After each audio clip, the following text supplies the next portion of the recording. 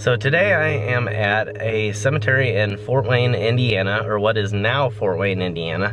It was actually built in 1830, which is really interesting because Fort Wayne at the time had only been a town and not even a city, which didn't happen until many years later, but it hadn't even been a town for 1 year when this cemetery was established. And at the time that it was established, there were only about 300 residents in the Fort Wayne area.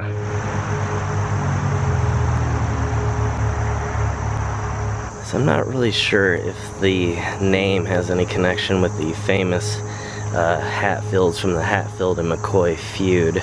I did look up some of the dates on the various Hatfield names, and they are similar dates to the Hatfield family from West Virginia, which is the famous Hatfield family from the Hatfield and McCoy feud.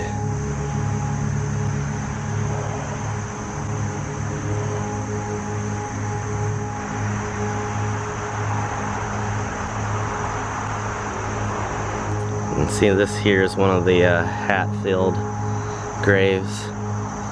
You see he passed away in 1885. I'd say most likely no connection to the famous family other than maybe distant relatives. Now, another interesting thing about this place is for being in such a relatively small space, it has almost 700 people registered as being buried here, which I thought was really phenomenal, especially considering when it was built. Now, the area obviously exploded, and now the area is home to hundreds of thousands of people, so in some ways it does make sense, but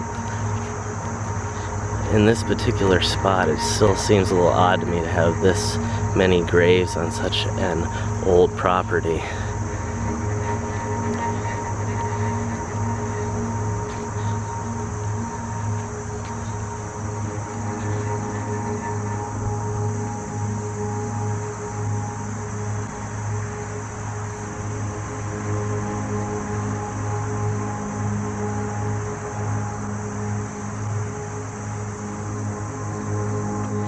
You can see just how overgrown certain areas of it are.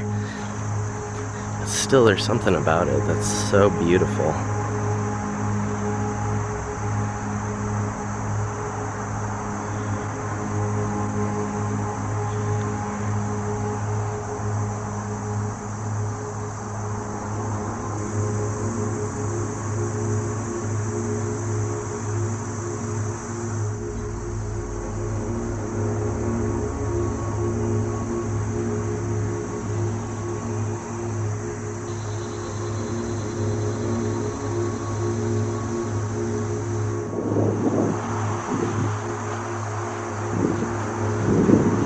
Seems to have so many hidden corners and really interesting little features. There's a fence over here I'm gonna go and check out after I look at this little corner over here. I'm having to kind of snake my way in between graves.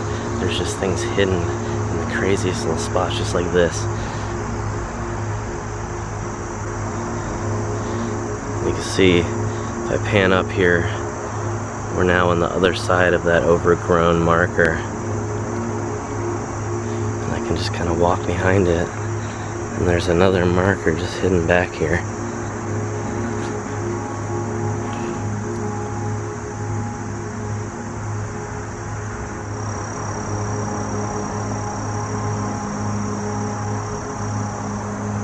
If we look closely too,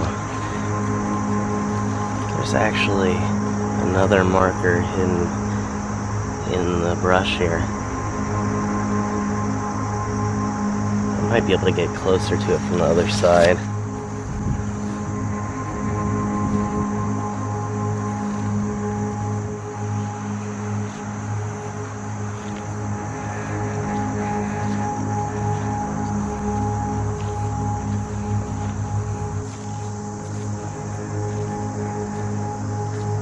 All right.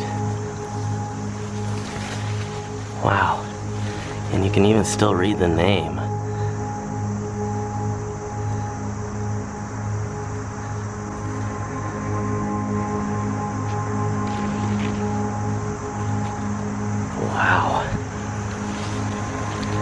This place is incredible. It doesn't even look half this size from the road. I can begin to see how there's this many people buried here.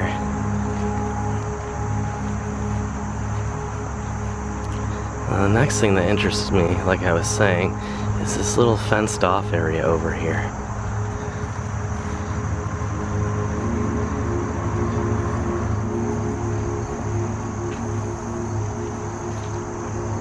I think I'm starting to near the back end of the cemetery. So let's see, this must be a family plot of some sort. It looks like this is actually the back side. Yeah, this is definitely the front side here. I don't want to step over the barrier, but we'll see if I can get a little bit closer to look here. Looks like it's a Coleman.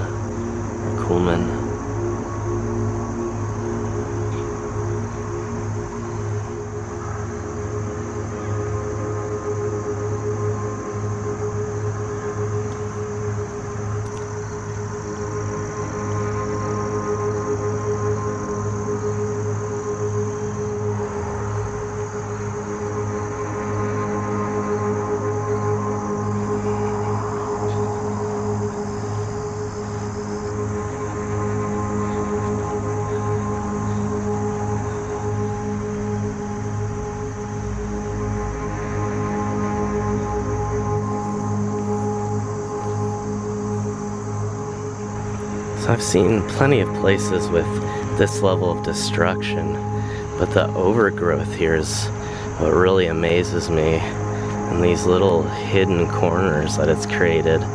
It's like the ivy has created this like labyrinth here.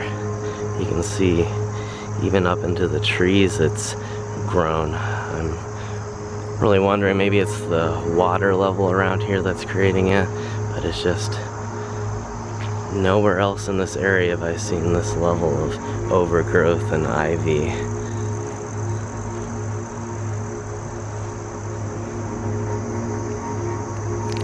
So I'm not really even sure what this is right here.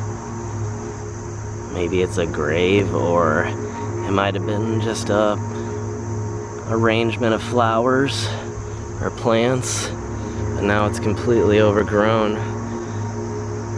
There's really no way of telling.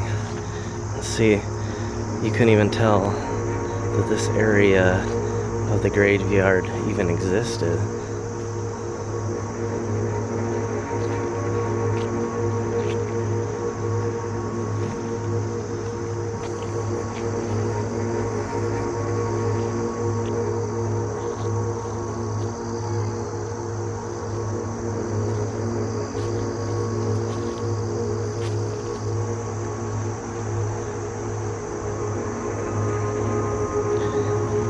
In every little spot possible, there's just more markers.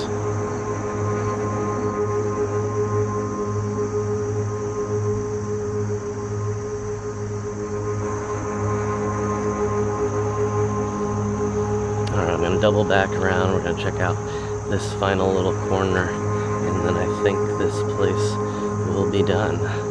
Even though a lot of the markers aren't visible anymore. A lot of these places are, or at least a lot of these markers, or people, excuse me, are no longer going to be able to be remembered, aside from the few words in the registries that are available here and there. And hopefully we'll all continue to visit these places online that remembers these people long after places like this decay and disappear into the wilderness, and people forget where they're at. And maybe by putting this online, we can continue to pay some of these people respect for generations and possibly even hundreds and hundreds of years yet to come. And looks like our last little hidden corner among the trees. How appropriate for this location. And I must say that this is much better than some of the places we'll be visiting here in the next few weeks to come. I think being forgotten and lost in a beautiful wilderness like this is a lot better than what could happen. And you can see I can keep going here. Look at this. Look how amazing this is. Still even more graves.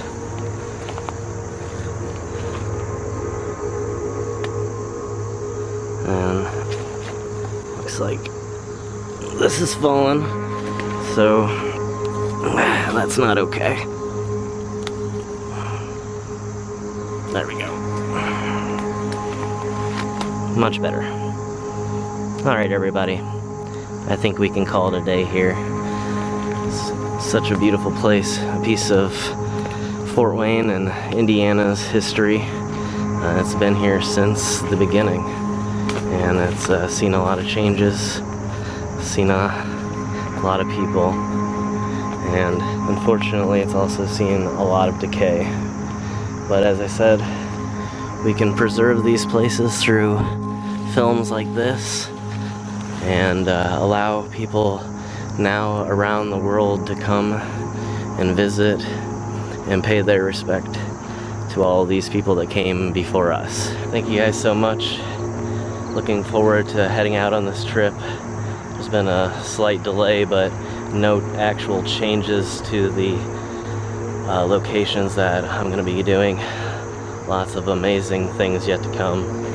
And until I take off, I'm going to keep coming out and finding amazing little hidden pieces of history, just like this one here today. So thank you guys again for always sticking with me. And I can never complain even during the slow times because you guys have always been there for me. So hope you all have a wonderful night. Hope you've all enjoyed the video. If you did, make sure to give it a big thumbs up. If you haven't subscribed to the journey yet, make sure you hit that button in the description below and on the big red subscribe button below this video or at the end of this video in the link. So have a good one, everybody. I'm gonna walk over here one more time. I believe this marker that's standing up over here is the marker of Mary Gill. And Mary Gill is the oldest marker that I could find sifting through the 700 some odd people listed as being buried here. And she passed away in 1835, just 5 years after this place was opened. So I wanted to see if her name was on this because this actually looked like her grave. And if not, I kind of wanted to keep looking around. But I think indeed it actually is Mary Gill. And you can see that she passed away in 1835. Well, I'm glad that I was actually able to see this before I left. I almost took off, and then I realized that I needed to come back here and check this out. So, one of the oldest people buried here. How amazing is that? Maybe I don't think this is too out of the question or disrespectful.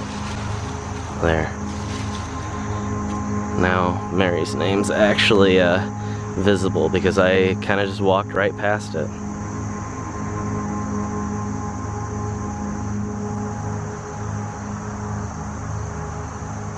I must say, still looks beautiful to this day.